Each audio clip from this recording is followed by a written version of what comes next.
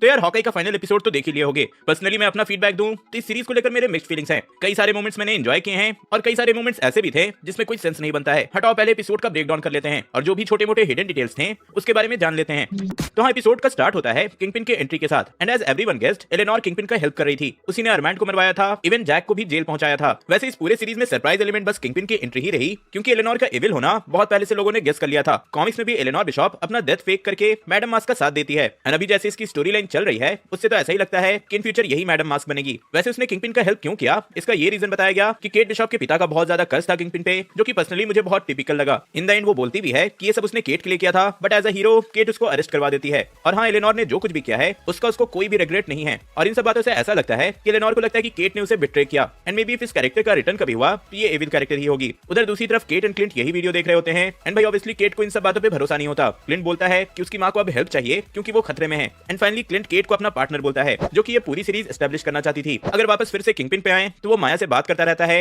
And मेरा पहला reaction था कि भाई किंगपिन को क्या पहना दिए हो, लिटरली एक हवाईयन फ्लोरल शर्ट। सच में ये लुक मुझे इतना बेकार लगा कि मैं बता नहीं सकता। हम माना कि ये लुक कॉमिक्स में अमेजिंग स्पाइडरमैन फैमिली बिजनेस की स्टोरी लाइन से है, लेकिन यार हर चीज को कॉमिक्स से क्रिएट करने की क्या ही जरूरत है। भाई कॉमिक्स में तो इतने वियर्ड चीजें होती रहती हैं कि आप इमेजिन भी नहीं कर सकते। खैर इस पूरे सीक्वेंस में माया किंगपिन को बोलती है कि उसको रियलाइज हो चुका है कि वो जो भी कर ले उसके पिता तो वापस नहीं आने वाले और वो बस थोड़े दिनों का ब्रेक लेना चाहती है। ऑब्वियसली अब उसे पता चल चुका है कि उसके पिता को मरवाने के पीछे किंगपिन का ही हाथ है। वैसे यहाँ पर एक डायलॉग का यूज होता है, stop chasing ghost. Similar dialogue Doctor Octopus ने पीटर को नो वे होम में भी बोला था। वैसे भी आपने नो वे होम देखा है तो नोटिस किया ही होगा कि हॉकाई की सीरीज के events and No Way Home की स्टोरी लगभग आसपास ही हो रहे हैं। सीम्स नो वे होम की स्टोरी थोड़ा पहले की है एंड एक दो वीक के बाद ही हॉकाई की सीरीज स्टार्ट हुई है। नेक्स्ट आते हैं उस शॉट में जहां Kate and Clint final battle के लिए ट्रिक एरोस प्रिपेयर कर रहे होते हैं। ये पूरा सीक्वेंस मुझे बहुत ही ज्यादा इंटरेस्टिंग लगा, क्योंकि यार आज तक हम लोग सारे दूसरे सुपर हीरोज को देखे थे कि वो लोग फाइट के लिए कैसे प्रिपेयर करते हैं, बट यहाँ फर्स्ट टाइम हॉकाई को ऐसे दिखाया गया तो हाँ अच्छा लगा। और हाँ, इस पूरे सीक्वेंस में भी कुछ माइनर डिटेल्स थे, जैसे कि ये गार्डियन पेपर स्प्रे आप रियल लाइफ में भी परचेस कर सकते हो, इवन इन इंडिया। इस शॉट में हमें दूसरा पिम पार्टिकल का एरो भी दिखता है, इससे लोग छोटे हो जाते हैं। कॉमिक्स में भी क्लिंट के पास पिम पार्टिकल के एरोज थे, जिसके बारे में मैंने प्रीवियस ब्रेकडाउन्स में बता ही दिया है। यहाँ हम कुछ एरो हेड्स का नाम भी देखते हैं, जैसे कि एयर बैग,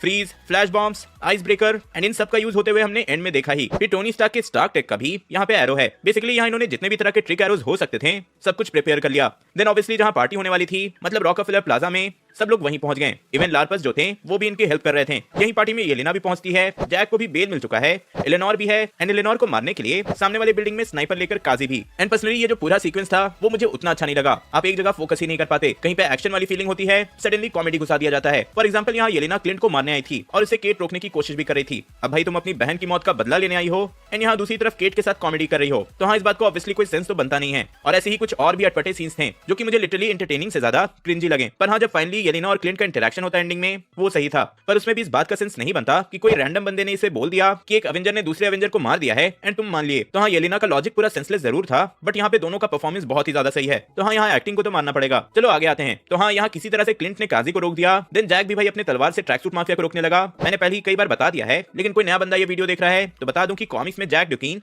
सॉर्ट्समैन नाम का एक कैरेक्टर रहता है। मतलब कि भाई ये कैरेक्टर नेक्स्ट लेवल की तलवार चलाता है। इवन कॉमिक्स में ये कैरेक्टर क्लिंट का गुरु भी था, लेकिन यहाँ ऐसा कोई भी कनेक्शन नहीं दिखाया गया। देन ये जो सीक्वेंस था जहाँ क्लिंट रॉकफेलर सेंटर के क्रिसमस ट्री पे लटका हुआ होता है, लिटरली इसका कोई सेंस नहीं बनता। भाई सच में आप लोग अपने दिल से बताना कि क्या इस सीक्वेंस को देखकर आपको नहीं लगा कि यार इसे जबरदस्ती डाल दिया गया है। मुझे तो ना इसमें हंसी आ रही थी एंड स्टोरी में इस सीन का क्या वैल्यू है कोई सेंस ही नहीं बना। चलो हटाओ आगे बढ़े। तो पेड़ से हटने के बाद ट्रैक सूट माफिया चारों तरफ से क्लिंट एंड केट को घेर लेते हैं एंड यही हॉकाई अपना न्यू कॉस्ट्यूम रिवील करता है, जो कि लार्पस ने उनके लिए बनाया था। अब फिर क्या ये लोग धड़ाधड़ अपने ट्रिक एरोस का यूज करने लगते हैं। पर्सनली बोलो तो ये वाला एक्शन सीक्वेंस मुझे बाकी के सीक्वेंस से ज्यादा इंटरेस्टिंग लगा। यहाँ पे केट पिम पार्टिकल वाले एरो का यूज भी करती है एंड ट्रस्ट ब्रो के ट्रक को छोटा कर देती है। वो पूछती है कि अब इनका क्या होगा, जिसपे क्लिंट बोलता है कि उसे स्कॉट को पूछना होगा। स्कॉट मतलब कि स्कॉट लैंग यानी कि एंटमैन। तो इन केस किसी ने ये डिटेल मिस कर दिया तो मैंने बता दिया। यही काजी एंट्री लेता है एंड काजी को माया रोक लेती है, हॉकाई को येलेना रोक लेती है एंड केट अपनी मां को बचाने निकल जाती है, जिसको किंगपिन रोक लेता है। अब देखो इन सारे सीक्वेंस में ब्रेकडाउन करने लायक तो ऐसा कुछ नहीं था। इफ कुछ डिटेल्स थे भी तो किंगपिन के लुक ने मेरा मूड खराब कर दिया। भाई सच में क्या कर रहे हो यार, वो गोवा थोड़ी घूमने आया है। माना लुक कॉमिक एक्यूरेट है, लेकिन फिर भी एक वेल एस्टैब्लिश्ड कैरेक्टर के लुक के साथ ऐसा एक्सपेरिमेंट क्यों ही करना यार। वैसे इस पूरे सीक्वेंस में केट ने किंगपिन को रोकने की बहुत कोशिश की थी।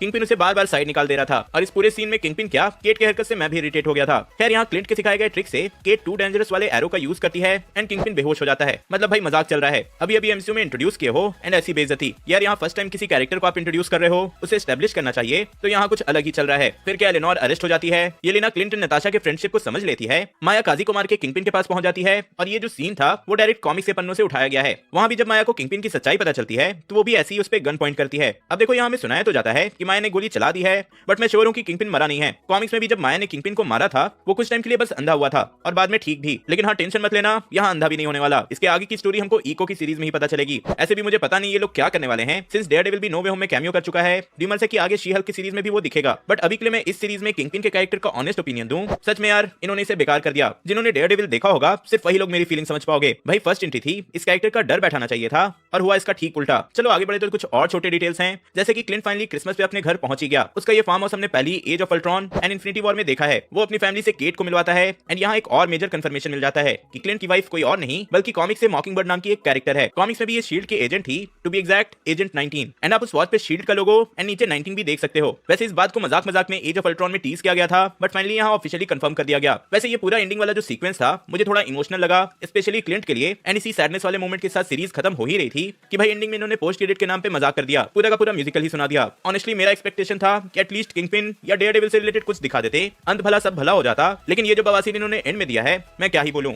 ओवरऑल बोलो तो इस एक एपिसोड ने मेरे पूरे सीरीज का एक्सपीरियंस खराब किया है। ऑनेस्टली मैं इस वीडियो में बैठा तो था ब्रेकडाउन करने के लिए, पर क्या ही बोलूं, ब्रेकडाउन से ज्यादा आज फीलिंग्स निकले हैं। लिटरली जो लोग किंगपिन को जानते होंगे वो पक्का डिसअपॉइंटेड होंगे। फिर भी मुझे अच्छा नहीं लगा, तो ऐसा नहीं है कि आप लोग को भी अच्छा नहीं लगे, सबकी अपनी अपनी पसंद होती है। तो आपका इस लास्ट एपिसोड पे क्या रिएक्शन है, स्पेशली किंगपिन पे क्या रिएक्शन है, कमेंट में जरूर बताना।